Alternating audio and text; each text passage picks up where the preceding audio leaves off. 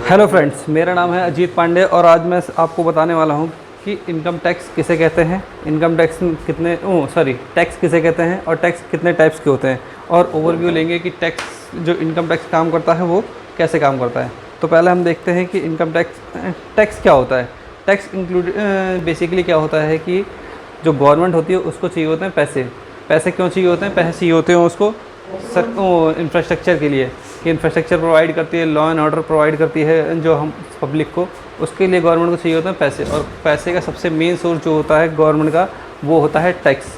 Tax government दोनों government जो होती है, एक स्टेट गवर्नमेंट होती है और एक होती है सेंट्रल गवर्नमेंट, दोनों को अपने अपने खर्चों के लिए टैक्स की ज़रूरत होती है। तो दोनों अपने हिसाब से दोनों ही गवर्नमेंट टैक्सेस इम्पोज करती हैं।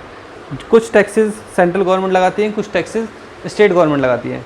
स्टेट गवर्नमेंट के जो टैक्सेस होते हैं लाइक एंटरटेनमेंट टैक्स हो गया, म्यूनसिपैलिटी टैक्स हो गया, ये सारे टैक्सेस जो होते हैं वो होते हैं स्टेट गवर्नमेंट के। और जो सेंट्रल गवर्नमेंट लगाती है उसका सबसे बड़ा सोर्स होता है income tax. Income tax, excise duty, custom duty, goods and service tax. Goods and service tax में पार्टनरशिप होती है दोनों की, स्टेट गवर्नमेंट और सेंट्रल गवर्नमेंट दोनों की पार्टनरशिप में जीएसटी लगाई जाती है।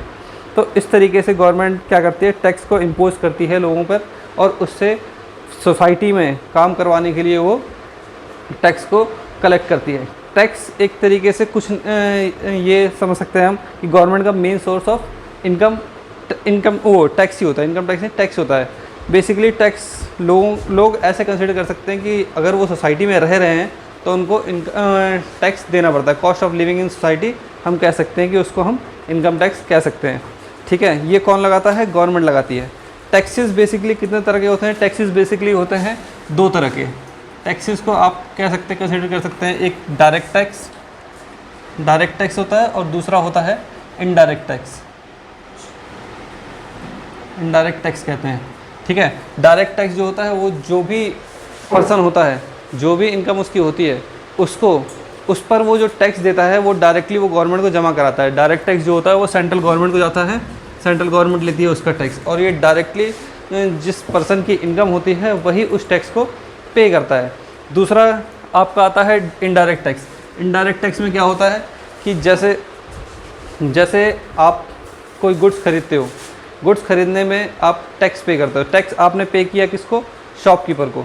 शॉपकीपर ने क्या किया कि आपके बिहाफ पे वो गवर्नमेंट को पे कराता है।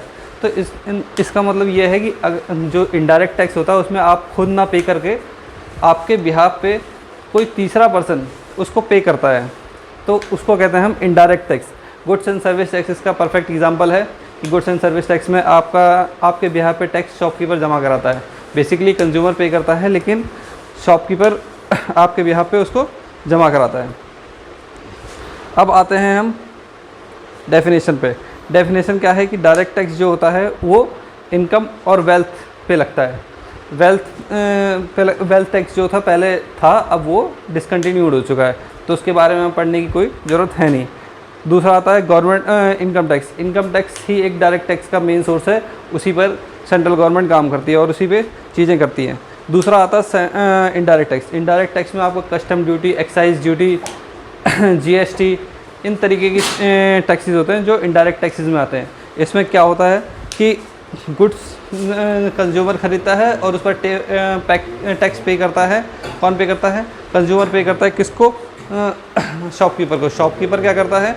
शॉपकीपर उसको गवर्नमेंट को जमा कराता है on behalf of the consumer. अब हम देखते हैं overview of income tax in law. अब हम बेसिकली आ गए हैं इनकम टैक्स पे कि इनकम टैक्स में काम कैसे होता है। तो पहला जो इनकम टैक्स का वो होता है इनकम टैक्स एक्ट। जब भी हम इनकम टैक्स पे करते हैं वो करते हैं as per income tax act पे करते हैं। ठीक है, ये 1 अप्रैल 1961 को बनाया गया था। 1 अप्रैल 1961 को ये अप्लाई किया गया था और इसके अकॉर्डिंगली ही इनकम टैक्स कंप्यूट होता है और पे होता है।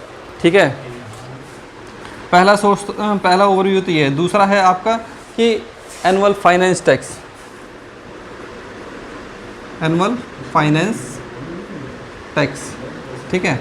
एनुअल फाइनेंस टैक्स में क्या होता है कि हर साल ऐसा होता है कि फाइनेंस मिनिस्टर जो हमारे होते हैं वो क्या करते हैं कि फाइनेंस मिनिस्टर पार्लियामेंट में बिल पास करवाते हैं, जिसको हम कहते हैं finance bill. Finance bill pass होता है दो सदन में, पार्लियामेंट में, पहला लोकसभा, दूसरा विधानसभा, राज्यसभा, दोनों में पास होने के बाद गवर्नमेंट की एसेंट आती है, प्रेसिडेंट की एसेंट होती है।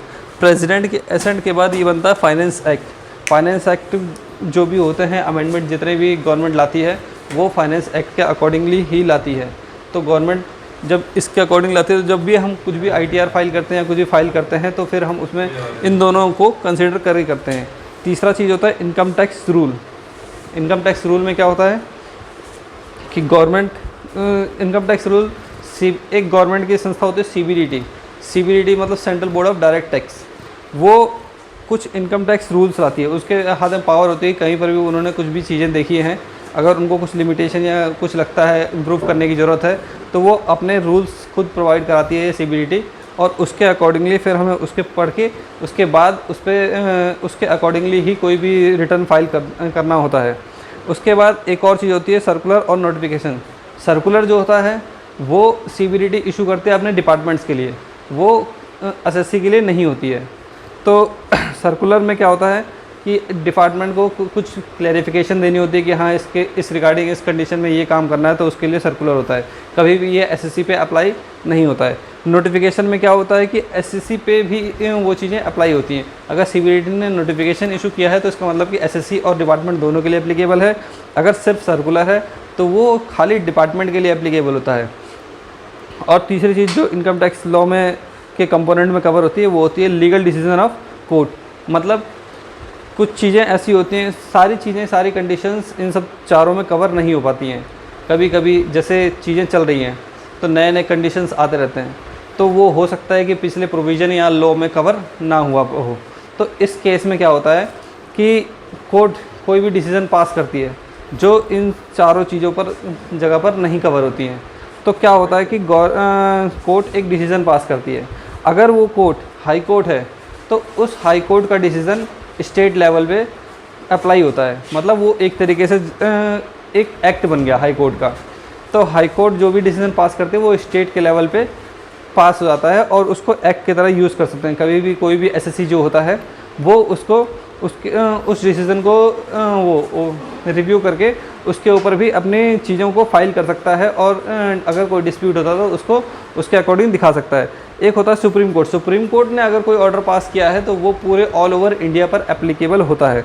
तो सुप्रीम कोर्ट का जो भी डिसीज़न होता है उसके अकॉर्डिंगली भी SSC जो होता है वो सारे जो भी ITR या कुछ भी फाइल करता है और उस डिसीज़न को रिव्यू करने के बाद ही फाइल करेगा। क्योंकि कहीं पर भी कोई भी डिस्प्यूट होता है तो वो उसको रेफरेंस में लगा सकता है कि हाँ इस कोर्ट ने यहाँ पर इसके ऐसे केस में, सिमिलर केस में ये डिसीज़न पास किया हुआ है। तो इस चीज़ में ये लीगल डिसीज़न ऑफ कोर्ट जो होते हैं वो काम आते हैं। तो और ये जब तक कि हो सकता है कि ये डिसीजंस को ओवर चैलेंज कर दिया जाए पार्लियामेंट में, लेकिन जब तक चैलेंज नहीं होता या जब तक इसमें अमेंडमेंट बाय पार्लियामेंट नहीं होती है तब तक ये एज एन एक्ट ही वर्क करता है। तो आज के लिए इतना ही, धन्यवाद आपका। और आगे हम देखेंगे कि चार्ज ऑफ टैक्सेस क्या होते हैं और कैसे टैक्स लगते हैं, और बेसिकली डेफिनेशन देखेंगे। SSC क्या होता है, असेसमेंट ईयर क्या होता है, फाइनेंस एक्ट क्या होता है, असेसमेंट क्या होता है, इवेंट टैक्सेबल इवेंट क्या होता है, ये सारी चीज़ों का डेफिनेशन हम नेक्स्ट वीडियो में देखेंगे। Thank you very much.